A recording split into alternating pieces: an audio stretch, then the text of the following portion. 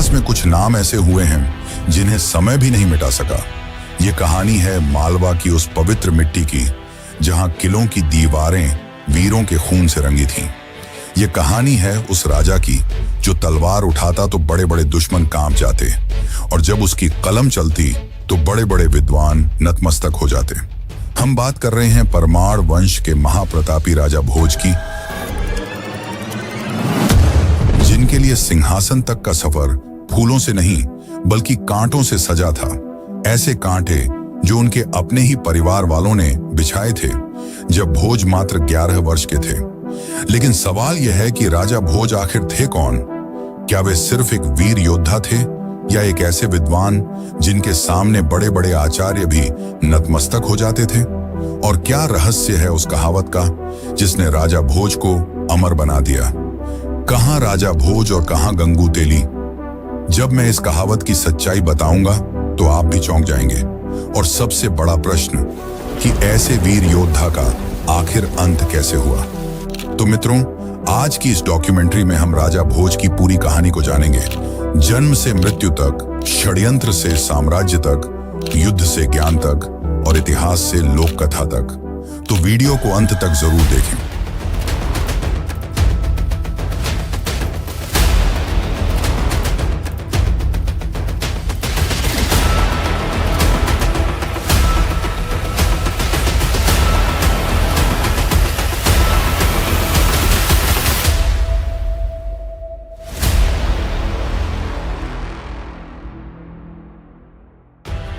दसवीं शताब्दी का अंत। मध्य भारत का मालवा क्षेत्र राजनीति, युद्ध और संस्कृति तीनों का केंद्र बन चुका था। परमार वंश उस समय मालवा पर शासन कर रहा था, जिसकी राजधानी धार थी।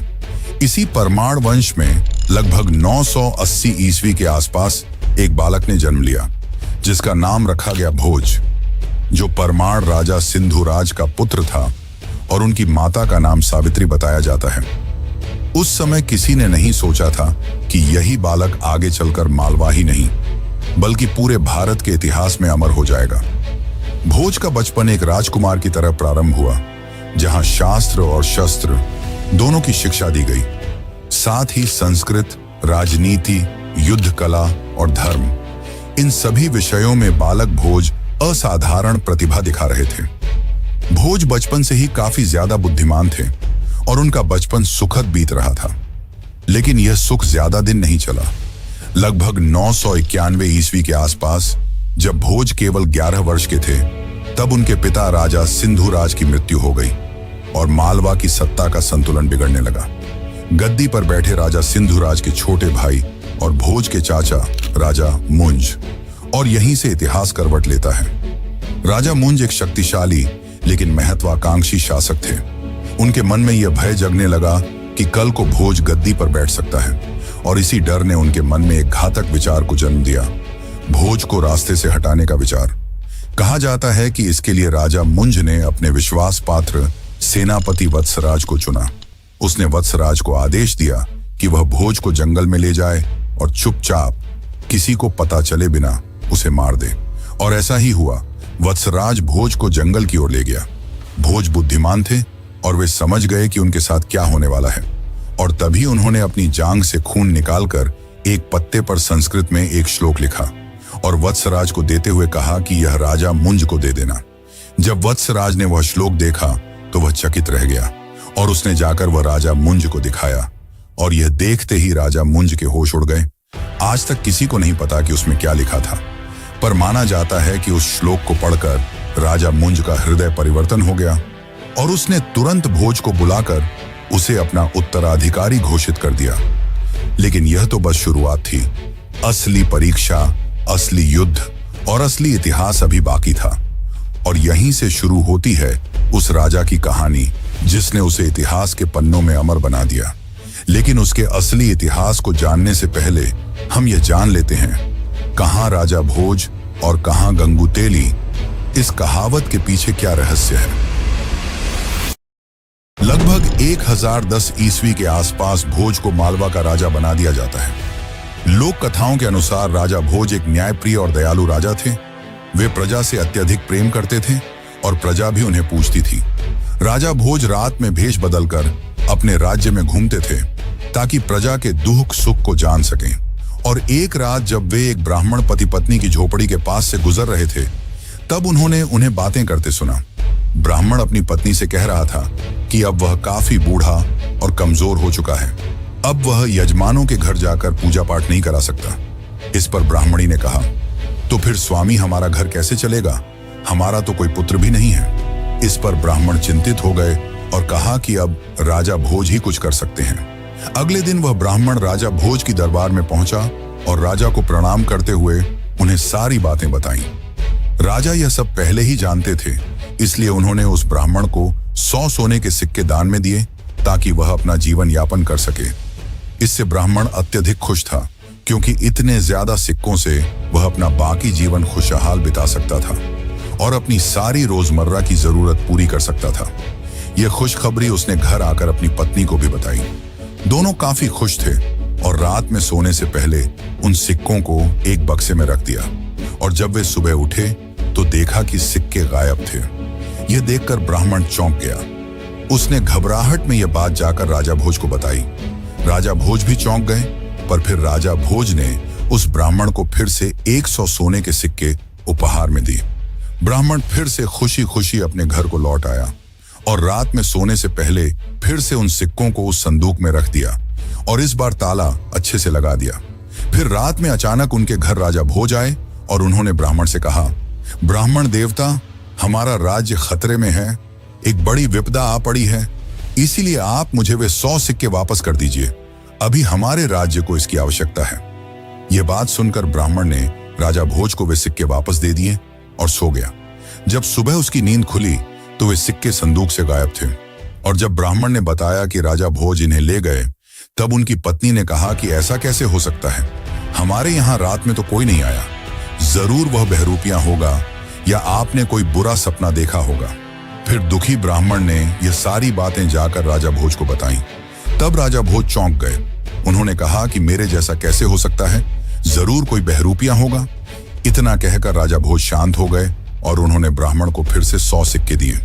लेकिन इस बार राजा भोज ने तय किया कि वे स्वयं ही देखेंगे कि आखिर ऐसा कैसे हो सकता है। फिर रात में राजा भोज भेष बदलकर उस ब्राह्मण की कुटिया के सामने पहुंचे और तभी उन्होंने देखा कि उन्हीं की तरह दिखने वाला व्यक्ति कुटिया में प्रवेश करता है और ब्राह्मण से उन सिक्कों को मांगता है।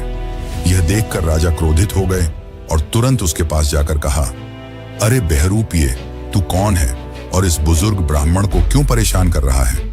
तब उस राजा जैसे दिखने वाले व्यक्ति ने अपने असली रूप में आकर कहा, राजा, मैं भाग्य हूं और भाग्य का लिखा कोई नहीं टाल सकता। इस ब्राह्मण ने अपने जीवन में ऐसे कर्म किए हैं जिसके कारण इसके भाग्य में इन सिक्कों का सुख नहीं लिखा गया है। सबको अपने कर्मों का फल भुगतना पड़ता है। यह सुनकर राजा सोच में पड़ गए। फिर करुणा भरे स्वर में कहा, तो महोदय, मैं आपसे विनती करता हूं कि इस ब्राह्मण को बख्श दीजिए।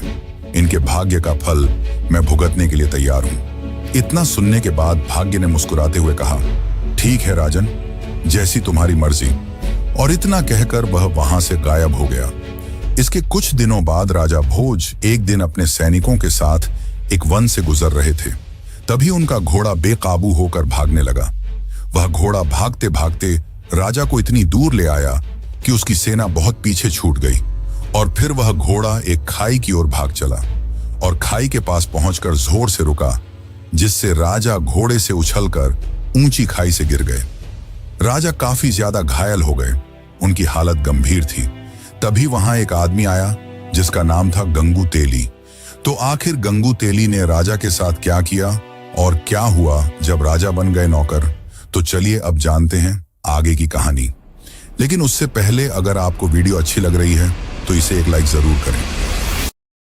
गंगू तेली ने जब घायल व्यक्ति को देखा तब वह नहीं जानता था कि वह कौन था। राजा भोज बेहोशी की हालत में थे। गंगू तेली ने उन्हें अपने बैलगाड़ी में सुलाया और अपने घर ले आया। गंगू तेली ने राजा भोज की दिन रात सेवा की और उनकी मलहम पट्टी भी की, जिसके बाद कुछ ही दिनों में राजा भोज ठीक हो गए। और जब उन्हें होश आया तो वे समझ नहीं पाए कि वे कहां हैं। उन्होंने अपने सामने जीवनदाता को देखा, पर राजा नहीं जानते थे कि वे किस राज्य में हैं, इसलिए उन्हें लगा कि यह दुश्मनों का राज्य हो सकता है। इसीलिए उन्होंने गंगू तेली से कुछ नहीं कहा। गंगू तेली ने राजा को एक आम और लाचार आदमी समझकर अपने यहां काम पर रखने का सोचा और उसने राजा को कोल्हू पैरने का काम दिया। राजा ने यह काम खुशी खुशी स्वीकार किया और हर दिन राजा कोल्हू के बैल की तरह कोल्हू पैरते और तेल निकालते। एक दिन राजा कोल्हू पैरते पैरते कुछ गाने लगे, जिसे सुन आसपास के लोग मंत्रमुग्ध हो गए। उन्हें राजा का संगीत काफी पसंद आया। राजा काफी अच्छा गाना गाते थे, जिससे गंगू तेली का तेल भी ज्यादा बिकने लगा। राजा भोज अपने जीवन दाता का कर्ज चुकाना चाहते थे, इसलिए पूरी तरह ठीक होने पर भी चुप रहे और अपनी असलियत नहीं बताई। उस समय उस देश के राजा सिद्धराज भी संगीत के बहुत बड़े प्रेमी थे और उनसे भी बड़ी संगीत की प्रेमी थी उनकी पुत्री, यानी उस राज्य की राजकुमारी। एक दिन उस राज्य में संगीत का एक विशाल आयोजन रखा गया, जिसमें कई बड़े बड़े संगीतकार आए और सबसे अच्छे संगीतकार को इनाम भी दिया जाना था।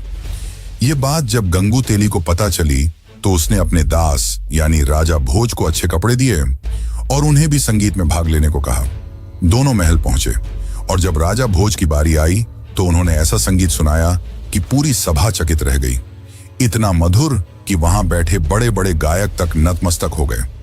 उनके संगीत से राजकुमारी अत्यधिक प्रसन्न हुई और अपने पिता से उससे विवाह करने की मांग की। यह सुनकर राजा सिद्धराज चौंक गए और मना करते हुए कहा कि चाहे वह संगीत में कितना भी कुशल हो, पर है तो एक दास ही, तुम्हारा वर सबसे श्रेष्ठ होगा। तब राजकुमारी ने कहा, पिताश्री, यह मुझे कोई साधारण व्यक्ति नहीं लगते, आप चाहें तो इनकी परीक्षा लेकर देख लीजिए। तब राजा सिद्धराज सोच में पड़ गए, पर उनकी सभा में विद्वानों की कमी नहीं थी। उस समय सभा में 4 विद्वान मौजूद थे, धर्मदेव, कर्मदेव, तपदेव और पुण्यदेव। राजा इन सभी से एक एक कर प्रश्न करते हैं ताकि वे जान सकें कि इस आर्यावर्त में कौन सा राजा सबसे सर्वश्रेष्ठ है जो उनकी पुत्री से विवाह कर सके। राजा सिद्धराज ने सबसे पहले धर्मदेव से पूछा, धर्मदेव, बताओ कि इस आर्यावर्त में सबसे धार्मिक राजा कौन है। तब धर्मदेव ने कहा, महाराज, मेरी जानकारी के अनुसार धार नगरी के राजकुमार राजा भोज ही सबसे बड़े धार्मिक राजा हैं। इसके बाद राजा सिद्धराज ने कर्मदेव से पूछा कि आप बताइए कि इस धरती पर सबसे अच्छे कर्म किसके हैं। तब कर्मदेव ने भी राजा भोज का नाम लिया और इसी तरह राजा सिद्धराज ने तपदेव और पुण्यदेव से भी प्रश्न किया और उनके उत्तर में भी एक ही नाम था, राजा भोज। यह सब सुनकर राजा ने भरी सभा में कहा कि मेरी पुत्री का वर सिर्फ राजा भोज हो सकता है। यह सब सुनकर राजा भोज कुछ पल शांत हो गए और विनम्रता पूर्वक कहा, महाराज, मैं ही राजा भोज हूं। यह सुनकर सब चौंक गए और राजा क्रोधित हो गए और बोले, यह कैसी गुस्ताखी है, एक आम कलाकार होकर अपने आप को इतना बड़ा राजा बता रहे हो। किसी के चरित्र पर इस प्रकार की टिप्पणी तुम्हें शोभा नहीं देती, और अगर तुम राजा भोज हो तो यहां कैसे आए। तब भोज ने कहा, महाराज, सबसे बड़ी चीज होती है भाग्य, और भाग्य का लिखा कोई नहीं बदल सकता। भाग्य गरीब को भी अमीर बना सकता है और राजा को पल भर में नौकर, और मैं भी उसी भाग्य का शिकार हूं। यह मेरे भाग्य का ही फल है कि आज मैं यहां गंगू तेली के नौकर के रूप में खड़ा हूं। यह सुन राजा सोच में पड़ गए और थोड़ी जांच पड़ताल के बाद पता चला कि यही राजा भोज हैं। यह सुनकर गंगू तेली भी चौंक गया। इसके बाद राजा सिद्धराज ने अपनी पुत्री का विवाह राजा भोज से करा दिया। और फिर जब पूरे राज्य को यह बात चली कि गंगू तेली ने अनजाने में एक राजा को अपना दास बना लिया था, तब सब गंगू तेली को मजाक में कहने लगे, कहां राजा भोज और कहां गंगू तेली। पर मित्रों, हमारी कहानी यहीं समाप्त नहीं होती। अभी जो मैंने आपको कहानी बताई, ये कहानी हमें ज्यादातर लोक कथाओं और परंपराओं में मिलती है, जो राजा भोज और गंगू तेली के प्रसंग को एक कहानी रूप में दर्शाती है। पर इतिहास और सच्चाई इससे काफी अलग है। राजा भोज का असली इतिहास इससे भी कहीं ज्यादा चौंकाने वाला है। और अब यहीं से शुरू होती है उस राजा की असली यात्रा, जिसने युद्ध भूमि को दुश्मनों के लहू से लाल कर दिया। उस राजपूत राजा की कहानी, जिसके ज्ञान के सामने बड़े बड़े विद्वान नतमस्तक हो जाते थे, और उस राजा की कहानी जिसके अंत ने सबको हैरान कर दिया।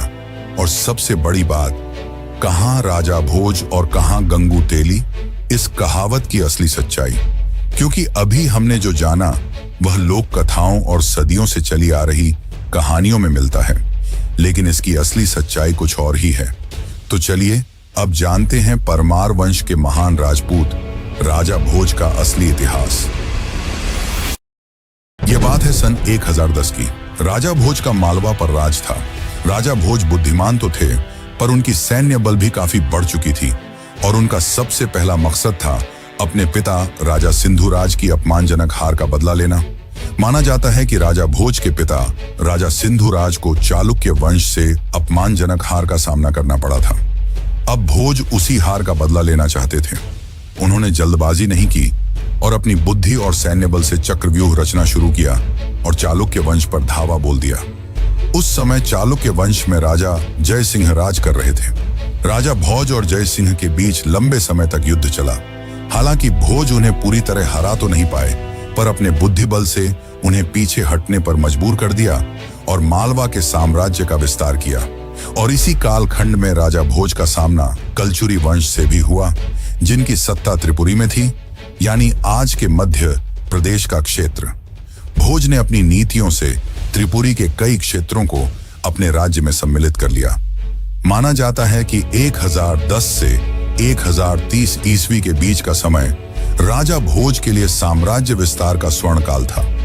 उनके प्रभाव का क्षेत्र मालवा से आगे बढ़कर राजस्थान के कुछ हिस्सों, कोंकण के क्षेत्रों और पश्चिमी भारत तक महसूस किया जाने लगा। यह विस्तार केवल सीधे युद्धों के माध्यम से नहीं हुआ, बल्कि कूटनीति, भय और प्रतिष्ठा तीनों ने इसमें भूमिका निभाई। कई छोटे शासक बिना युद्ध के ही भोज की अधीनता स्वीकार करने लगे, क्योंकि उनकी सेना की शक्ति और उनकी रणनीति का प्रभाव दूर दूर तक फैल चुका था। उनके अभियानों ने यह स्पष्ट कर दिया कि मालवा अब किसी के अधीन रहने वाला राज्य नहीं था। राजा भोज ने अपने चारों ओर एक ऐसा प्रभामंडल बना लिया था जिसमें मित्र और शत्रु दोनों उन्हें गंभीरता से लेने लगे थे। यही वह दौर था जब राजा भोज का नाम केवल मालवा में नहीं, बल्कि पूरे उत्तर और मध्य भारत में गूंजने लगा। लेकिन फिर 11वीं शताब्दी में भारत की संस्कृति और धर्म पर सीधा वार किया गया, जिसने देश को झकझोर कर रख दिया। साल 1025 ईस्वी जब गजनी का शासक महमूद गजनवी ने गुजरात में सोमनाथ मंदिर को तोड़ा, तो देश में उसका कहर छा गया। उसने न केवल मंदिर को तोड़ा, बल्कि उसे लूटा भी और वहां आए भक्तों को भी मार डाला। इस बात से राजा भोज काफी क्रोधित हुए और माना जाता है कि राजा भोज के साथ कई राजाओं ने वहां गजनी की सेना पर दबाव बनाना शुरू किया, जिसके डर से उसकी सेना सीधे मार्ग के बजाय थार के रेगिस्तानों के कठिन रास्तों से होकर गुजरने लगी। इसी प्रतिरोध की सबसे शक्तिशाली गूंज सुनाई देती है साल 1034 ईस्वी में, जब उत्तर भारत की धरती बहराइच में एक निर्णायक संघर्ष हुआ। लोक कथाओं और मध्यकालीन ग्रंथों के अनुसार गजनवी सेनापति सालार मसूद, जिसे महमूद गजनवी का भांजा बताया जाता है, एक विशाल सेना के साथ भारत में आगे बढ़ रहा था। इस समय उत्तर भारत में राजा सुहेल देव एक प्रमुख हिंदू शासक के रूप में उभरे, जिन्होंने राजा भोज के साथ मिलकर बहराइच का युद्ध लड़ा। बहराइच का यह युद्ध इतना भयानक बताया जाता है कि इसमें सालार मसूद की सेना पूरी तरह नष्ट हो गई और स्वयं सालार मसूद मारा गया। यह युद्ध भारतीय जनमानस में धर्म की रक्षा और विदेशी आक्रमण के विरुद्ध विजय के प्रतीक के रूप में स्थापित हो गया। वैसे मित्रों, इतिहास में कई ऐसे राजा हुए जिन्होंने युद्ध भूमि पर अपना परचम लहराया, पर उनमें से बहुत कम ही ऐसे हुए जो युद्ध के साथ साथ एक ज्ञानी और विद्वान शासक रहे। उन्हीं में से एक थे राजा भोज, जिन्होंने न जाने कितनी किताबें लिखी और साथ ही 84 ग्रंथ भी रचे, और उनकी अद्भुत इंजीनियरिंग आज भी लोगों को हैरान कर देती है। तो चलिए अब हम जानते हैं राजा भोज के ज्ञान और उस प्रसिद्ध कहावत की असली सच्चाई। लेकिन उससे पहले अगर आपको वीडियो अच्छी लगे तो इस वीडियो को अपने मित्रों और रिश्तेदारों को भी जरूर शेयर करें। 11वीं शताब्दी का भारत, विशेषकर मालवा, राजा भोज के शासन काल में केवल सैन्य शक्ति का केंद्र नहीं रहा, बल्कि ज्ञान, साहित्य, विज्ञान और स्थापत्य का भी प्रमुख केंद्र बन गया। माना जाता है कि राजा भोज के नाम से कई दर्जन ग्रंथ जुड़े हुए हैं। परंपरागत रूप से उन्हें लगभग 84 ग्रंथों का रचयिता या संरक्षक माना जाता है। इन ग्रंथों में राजनीति, राज्य शास्त्र, काव्य, व्याकरण, वास्तुशास्त्र और आयुर्वेद जैसे विषय शामिल थे। इनमें सबसे प्रसिद्ध है सम्रांगण सूत्रधार, जिसे भारतीय वास्तु और स्थापत्य का एक अत्यंत महत्वपूर्ण ग्रंथ माना जाता है। इस ग्रंथ में मंदिर निर्माण, नगर नियोजन, मूर्ति शिल्प और यहाँ तक कि यांत्रिक उपकरणों का भी वर्णन मिलता है। इसी तरह युक्ति कल्पतरु जैसे ग्रंथों में प्रशासन, नीति और व्यावहारिक बुद्धि पर गहन विचार दिखाई देते हैं। यह स्पष्ट करता है कि राजा भोज केवल ग्रंथों के संरक्षक नहीं थे, बल्कि स्वयं एक गहन चिंतक और विद्वान थे। ज्ञान के साथ साथ राजा भोज ने अपने विचारों को धरातल पर भी उतारा। इसका सबसे भव्य उदाहरण है भोजपुर का शिव मंदिर, जो आज मध्य प्रदेश के भोजपुर क्षेत्र में स्थित है। यह मंदिर अधूरा होने के बावजूद अपनी विशालता और स्थापत्य के कारण आज भी लोगों को चकित करता है। यहाँ स्थापित किया जाने वाला शिवलिंग इतना विशाल था कि उसे अक्सर पूर्व का सोमनाथ कहा जाता है। इतिहासकार मानते हैं कि किसी कारणवश, संभवतः राजनीतिक अस्थिरता या प्राकृतिक आपदा, इस मंदिर का निर्माण पूर्ण नहीं हो सका, लेकिन फिर भी यह राजा भोज की स्थापत्य महत्वाकांक्षा का सजीव प्रमाण है। राजा भोज की इंजीनियरिंग दृष्टि केवल मंदिरों तक सीमित नहीं थी। उन्होंने जल प्रबंधन के क्षेत्र में भी असाधारण कार्य किया। भोपाल के पास स्थित भोजताल, जिसे आज अपर लेक या भोपाल झील कहा जाता है, को परंपरागत रूप से राजा भोज से जोड़ा जाता है। यह अपने समय की सबसे बड़ी कृत्रिम झीलों में से एक मानी जाती है। इतनी विशाल झील का निर्माण उस युग में करना, जब आधुनिक तकनीक उपलब्ध नहीं थी, राजा भोज की वैज्ञानिक समझ और प्रशासनिक क्षमता को दर्शाता है। यह झील न केवल जल संरक्षण का साधन थी, बल्कि आसपास के क्षेत्रों की समृद्धि का आधार भी बनी। राजा भोज का ज्ञान अपार था, इसलिए जब उनकी मृत्यु हुई तो कहा गया कि सरस्वती स्वयं शोक में डूब गईं, क्योंकि उनका सबसे बड़ा संरक्षक चला गया था। लेकिन राजा भोज की कहानी अभी पूरी नहीं हुई थी, क्योंकि उनके नाम से जुड़ी एक कहावत ने इतिहास को एक अलग ही मोड़ दे दिया। राजा भोज से जुड़ी सबसे प्रसिद्ध पंक्ति अगर कोई है तो वह यही है, कहां राजा भोज, कहां गंगू तेली। आज यह कहावत आम बोलचाल में किसी महान व्यक्ति की तुलना एक साधारण या तुच्छ व्यक्ति से करने के लिए इस्तेमाल की जाती है, पर इतिहास की गहराई में उतरने पर पता चलता है कि इस कहावत का मूल रूप कुछ और ही था। कई विद्वानों के अनुसार इसका असली वाक्य था, कहां राजा भोज, कहां गांगेय तैलंग। समय के साथ यह पंक्ति विकृत होती चली गई और धीरे धीरे गांगेय तैलंग का रूप बदलकर गंगू तेली बन गया। दरअसल यहाँ गांगेय और तैलंग कोई साधारण शब्द नहीं थे। गांगेय का संकेत था छेदी वंश के महान राजा गांगेय देव की ओर, जो 11वीं शताब्दी में मध्य भारत के एक शक्तिशाली शासक थे। वहीं तैलंग शब्द का संबंध था चालुक्य वंश के राजा जय सिंह तैलंग से, जो दक्कन क्षेत्र में प्रभावशाली शासक माने जाते थे। अर्थात यह कहावत किसी तेली या साधारण व्यक्ति की तुलना नहीं कर रही थी, बल्कि 3 शक्तिशाली राजाओं की तुलना कर रही थी, राजा भोज, राजा गांगेय देव और राजा जय सिंह तैलंग। इस पंक्ति का भाव यह था कि राजा भोज की महानता इतनी विशाल थी कि उनके सामने उस सदी के 2 बड़े राजा भी टिक नहीं पाए। लेकिन समय के साथ जब इतिहास की बारीक समझ आम जनमानस से दूर होती गई, तो गांगेय तैलंग जैसे कठिन नाम सरल उच्चारण में बदलते चले गए और धीरे धीरे गांगेय तैलंग बन गया गंगू तेली। दुर्भाग्यवश इस परिवर्तन के साथ कहावत का मूल अर्थ भी उलट गया और एक महान राजा की तुलना एक तुच्छ छवि से जोड़ दी गई। लेकिन यहां राजा भोज की कहानी समाप्त नहीं होती। उसका आखिरी और अंतिम अध्याय अभी बाकी है। राजा भोज की मृत्यु का अध्याय, कि आखिर उनकी मृत्यु कैसे हुई। तो चलिए अब इसे भी जान लेते हैं। समय चाहे कितना भी शक्तिशाली क्यों ना हो, वह हर युग को अपने साथ बहा ले जाता है। 11वीं शताब्दी के मध्य तक आते आते वह मालवा भी एक ऐसे मोड़ पर खड़ा था जहां शक्ति, राजनीति और थकान तीनों एक साथ टकरा रहे थे। राजा भोज अब युवा योद्धा नहीं रहे थे। वर्षों के युद्ध, प्रशासनिक दबाव और निरंतर संघर्षों ने उनके शरीर और राज्य दोनों पर गहरा प्रभाव डाला था। लेकिन उनकी प्रतिष्ठा अब भी इतनी प्रबल थी कि शत्रु उनसे सीधे टकराने से हिचकिचाते थे। इसी काल में राजा भोज के विरुद्ध एक शक्तिशाली गठबंधन बना। पश्चिम में गुजरात के सोलंकी वंश के राजा भीम प्रथम और पूर्व में छेदी वंश के राजा कर्ण, दोनों ने मिलकर मालवा पर आक्रमण करने की योजना बनाई। यह कोई सामान्य युद्ध नहीं था, बल्कि एक रणनीतिक प्रयास था जिसका उद्देश्य राजा भोज की शक्ति को अंतिम रूप से तोड़ देना था। वृद्धावस्था में भी राजा भोज ने इस चुनौती का सामना किया, लेकिन अब परिस्थितियां पहले जैसी अनुकूल नहीं थीं।